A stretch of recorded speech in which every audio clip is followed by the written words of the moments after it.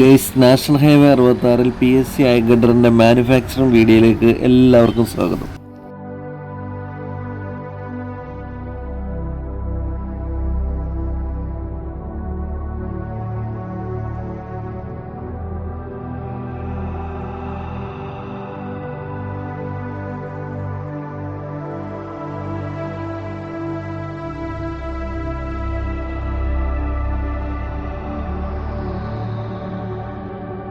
Friends, ഈ കാണുന്നതാണ് PSC ഐഗഡർ.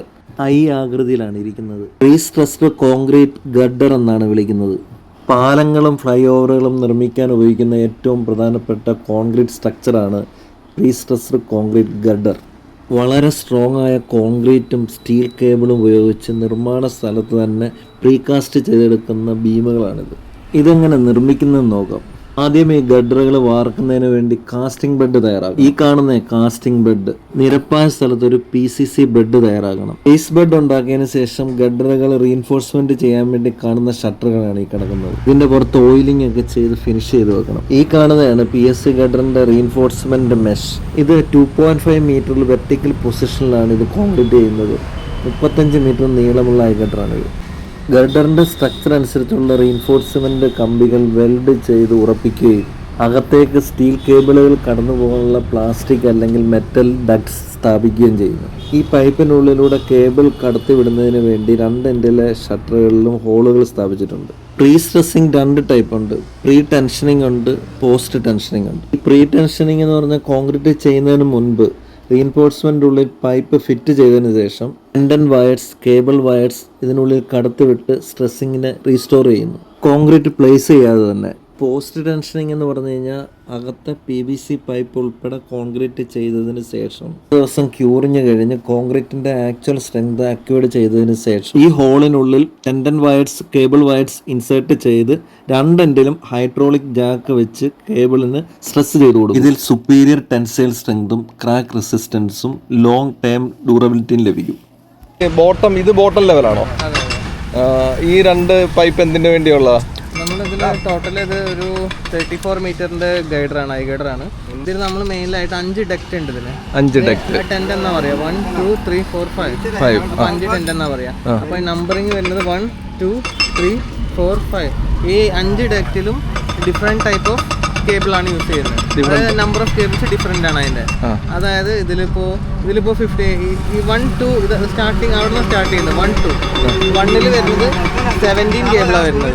17 cable എന്ന് പറഞ്ഞാൽ അത് നമ്മുടെ HD സ്റ്റാൻഡ് എന്ന് പറയും.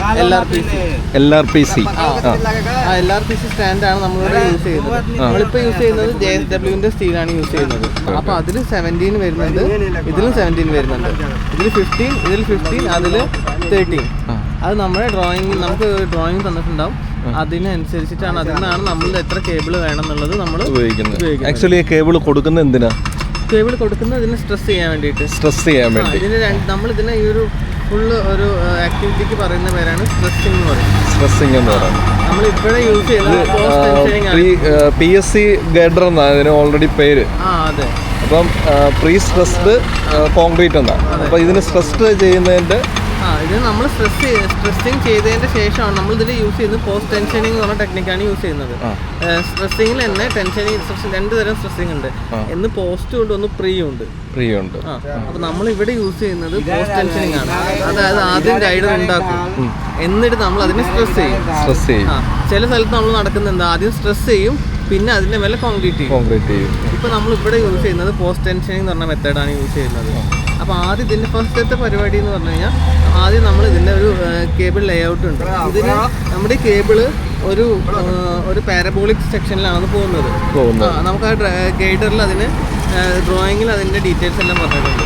അതിനാണ് നമ്മൾ പ്രൊഫൈലിംഗ് എന്ന് പറയും. പ്രൊഫൈലിംഗ് എന്ന് പറഞ്ഞ ആക്ടിവിറ്റി ഉണ്ട്. അതിലാണ് നമ്മൾ HDPE പൈപ്പ് ഇടും. അതിൽ HDPE പൈപ്പ് എന്ന് പറഞ്ഞാൽ സ്റ്റാർട്ടിങ്ങിലല്ലേ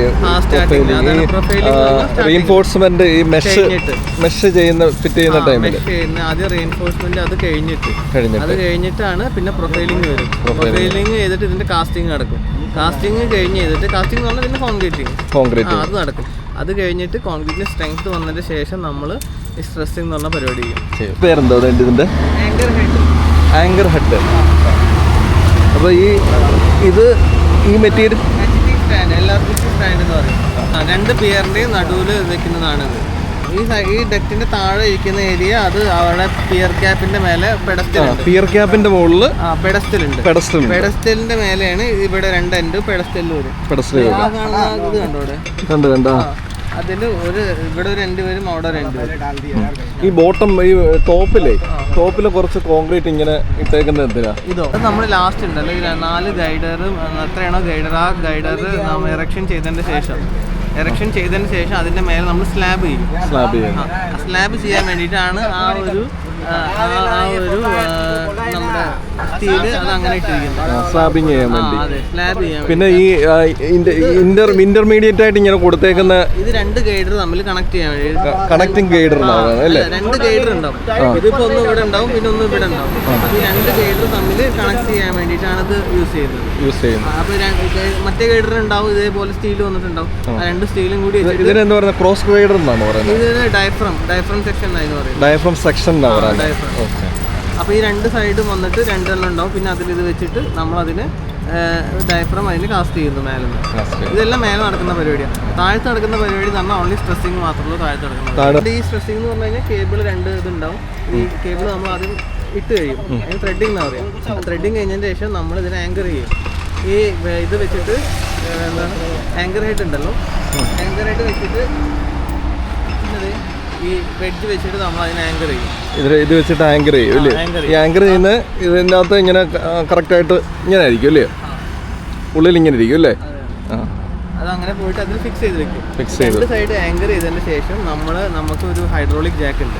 ഹൈഡ്രോളിക് ജാക്ക് വെച്ചിട്ട് രണ്ട് സൈഡിലും ഈ കേബിളിനെ അതിന് സ്ട്രെസ് കൊടുക്കും, അതിന് പ്രഷർ കൊടുക്കുമ്പോൾ അത് ആ കേബിൾ ഇലോങ്ങേറ്റ് ചെയ്യും. അപ്പോൾ എത്രയാണോ നമ്മൾ 100% പ്രഷർ, നമുക്കൊരു കാൽക്കുലേഷൻ ഉണ്ടാവുമല്ലോ, 100% പ്രഷറിൽ 100% ഇലാങ്ങേഷൻ നമുക്ക് വരണം. അതാണ് നമ്മളുടെ കണക്ക്. അപ്പോൾ അത് വന്നു കഴിഞ്ഞാൽ നമ്മൾ സ്ട്രെസ്സിങ് പരിപാടി നിർത്തും. അപ്പോൾ രണ്ട് സൈഡ് ആങ്കർ ചെയ്തതിന് ശേഷം ഈ രണ്ട് കേബിൾ ഇത് ബോത്ത് എൻഡ് സൈഡ് സ്ട്രെസ്സിങ്ങാണ് വരുന്നത്. ഇവിടെ ബോത്ത് എൻഡ് എന്ന് പറഞ്ഞു കഴിഞ്ഞാൽ ഇവിടെയും നമ്മൾ സ്ട്രെസ് ചെയ്യും, സെയിം ടൈം അപ്പുറത്തെ എൻഡിൽ നമ്മൾ സ്ട്രെസ് ചെയ്യും. അത് രണ്ട് ഹൈഡ്രോളിക് ജാക്ക് വെച്ചിട്ട് നമ്മൾ രണ്ട് സൈഡും ഈ കേബിളിനെ വലിക്കും. അപ്പോൾ ഇതിന് അതിൻ്റെ ആ കംപ്രസീവ് ഫോഴ്സ് കിട്ടും. ആ ഫോഴ്സ് കിട്ടുമ്പോൾ ഗേറ്റർ പെടുന്നോടത്ത് നമ്മളൊരു കുറച്ച് എങ്കിലും ഇത് പൊന്നും. അപ്പോൾ ഇങ്ങനെയുള്ള ഗേറ്റർ അത് വളയും. അപ്പോൾ അങ്ങനെ വളഞ്ഞിട്ട് അതിൻ്റെതായ 100% പ്രഷർ ആയി കഴിഞ്ഞാൽ നമ്മൾ സ്ട്രെസ് എന്നുള്ള പരിപാടി നിർത്തും. ബോത്ത് എൻഡ് എന്ന് ഉദ്ദേശിക്കുന്നത് രണ്ട് സൈഡിൽ നിന്നും നമ്മൾ ഈ കേബിളിനെ നമുക്ക് സ്ട്രെസ് ചെയ്യാൻ വേണ്ടിയുള്ള. നമ്മൾ ഇവിടെ ഈ ഒരു പോർഷൻ നമ്മൾ ഇവിടെ ഇങ്ങനെ ഒഴിവാക്കിയിട്ടില്ലേ, അത് കേബിൾ എക്സ്റ്റെൻഡ് ആയിട്ട് നിൽക്കുന്നില്ല. ഇതേപോലെ അപ്പുറത്തെ എൻഡിലുണ്ട്, സെയിം ആണ്. അപ്പോൾ ഇവിടെ നമ്മൾ ഹൈഡ്രോളിക് ജാക്ക് ഇവിടെയും ഫിക്സ് ചെയ്യും, അവിടെയും ഫിക്സ് ചെയ്യും. ഹൈഡ്രോളിക് ജാക്ക് ഫിക്സ് ചെയ്തതിന് ശേഷമാണ് നമ്മളിത് ചെയ്യുന്നത്. ഹൈഡ്രോളിക് ജാക്ക് അവിടെ ഇരിക്കും. ഗൈസ്, ഇങ്ങനെയാണ് ഐഗഡറിൻ്റെ സ്ട്രെസ്സിങ് നടക്കുന്നത്. ഈ ഒരു പുതിയ വീഡിയോയുമായി എത്താം. നന്ദി, നമസ്കാരം.